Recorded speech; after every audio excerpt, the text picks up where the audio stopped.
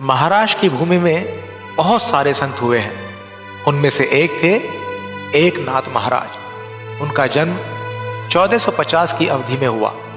जन्म से ही वो माता पिता की छत्र छाया से वंचित रहे। वो अपने दादा की छत्र छाया में आगे बढ़े। भक्ति ज्ञान उनको धरोहर में दादाजी से ही मिला। इस बालक को संतों से बहुत लगाव था। उन्होंने अपना घर छोड़ दिया और गुरु चरणों में रहने लगे। आपके गुरु जनार्दन स्वामी किल्लेदार थे। एक बार गुरु ध्यान करने बैठे थे, शत्रुओं ने उन पर पीछे से हमला कर दिया। तब आपने शस्त्र उठाए और उनसे पराक्रम किया और विजय प्राप्त की, और शस्त्रों को वापस उसी जगह रख दिया जहां से उठाए थे। किसी को कुछ कानो कान खबर भी न हुई। एक बार सेवा करते करते वो कुछ हिसाब लगा रहे थे, तो उसमें 2 पैसे की गड़बड़ी उन्हें पता चली। सारी रात काम करते रहे, अंक इधर से उधर गिनते रहे, लेकिन जैसे ही सुबह हुई तब उन्हें हिसाब समझ में आया। उनसे कुछ भूल चूक हुई थी। भूल चाहे कितनी छोटी हो या बड़ी, उसको सुधारना जरूरी है। सच्चाई के गुण हेतु मेहनत करनी जरूरी है, ऐसा आपने सिखाया। एकनाथ जी एक बार कई लोगों के साथ काशी यात्रा के लिए निकले। यातायात के साधन उपलब्ध न होने के कारण यात्रा बड़ी कठिनाई से गुजरती थी। सब यात्रा पैदल ही चलती थी। काशी में पहुंचकर विश्वेश्वर के दर्शन किए, कांवड़ में गंगा भरी। सब जन काशी से रामेश्वर के लिए निकल पड़े। काशी की गंगा रामेश्वर को अर्पण की जाए तो यात्रा सफल मानी जाती थी, ऐसी मान्यता थी। काशी उत्तर में और रामेश्वर दक्षिण में। गर्मियों के दिन थे, लोग धूप से बहुत परेशान थे। थके मांदे पांव खींचते आगे चलते जा रहे थे।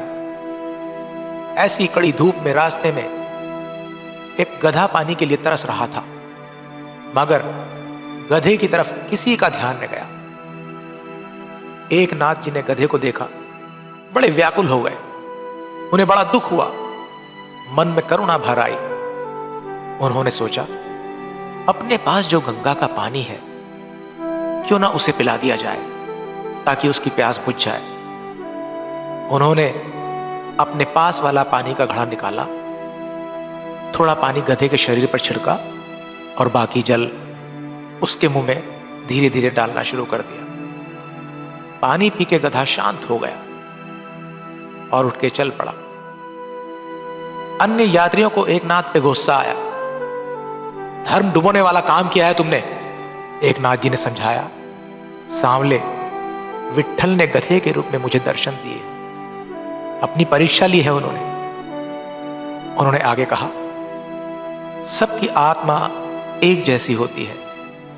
उसकी प्यास बुझाना, ये इस आत्मा की प्यास बुझाना, उसका सम्मान करना, वही परमेश्वर है। अब मैं आगे यात्रा के लिए नहीं जाऊंगा।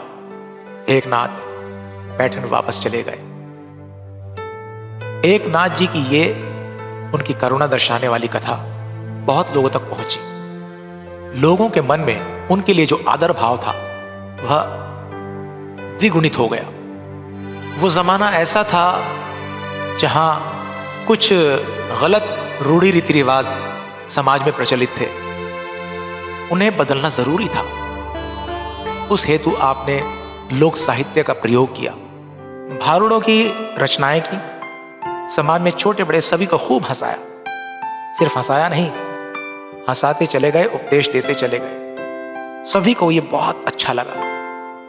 उनमें से एक भारुड़ तुम सभी ने सुना ही होगा, विंसो चावला विंसो चावला। उनके माध्यम से सुगम सुलभ बोली भाषा में ही अपने ही दुर्गुण कैसे पीड़ा पहुंचाते हैं, ये आप बताते हैं।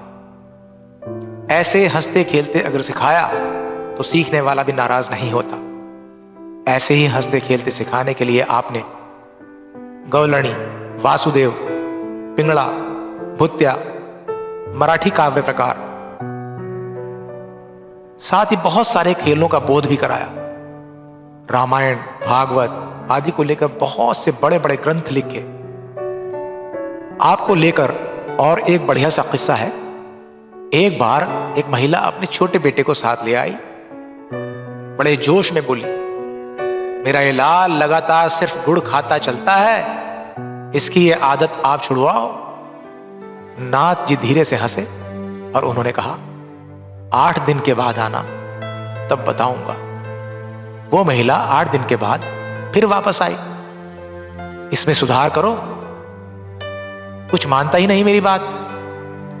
नाथ जी ने बड़ी शांति से बोला, बेटा इधर आ, मैं तुझे इतना ही कहता हूं कि बार बार गुड़ न खाना, अपने स्वास्थ्य के लिए अच्छा नहीं है। इतनी सी बात सुनाने के लिए 8 दिनों के बाद आपने इतनी दूर मुझे यहां बुलाया, उस दिन ना कह सकते थे? इस पर नाथ जी शांत। आपने कहा, बहन जी, हमारे घर में पांडुरंग का मंदिर है, उसे हर रोज पूजन का भोग होता है। मैं स्वयं भी तो वो भोग पूरा खाता हूं। पूरन में तो गुड़ ही होता है ना। पिछले 8 दिनों से मैंने गुड़ नहीं खाया, तभी जाकर आज इस बालक को गुड़ के लिए मना कर सकता हूं। ऐसा कहने का अधिकार मुझे अब प्राप्त है। और मजे की बात तो ऐसी कि उस बालक ने नाथ जी का वचन सुनकर गुड़ खाना रोक दिया। नाथ जी की इस कहानी से यही बोध होता है कि पहले खुद अमल करो, बाद में उस बात को दूसरे को बताओ। मातृ प्रेम, भाषा प्रेम, राष्ट्र प्रेम, मानवता, समता सिखाने वाले ये ही थे एक नाथ महाराज। तो कहानी से बोध मिलता है, हर एक को खुद अपने आप को जांचना चाहिए। मतलब आत्म परीक्षण करना जरूरी है।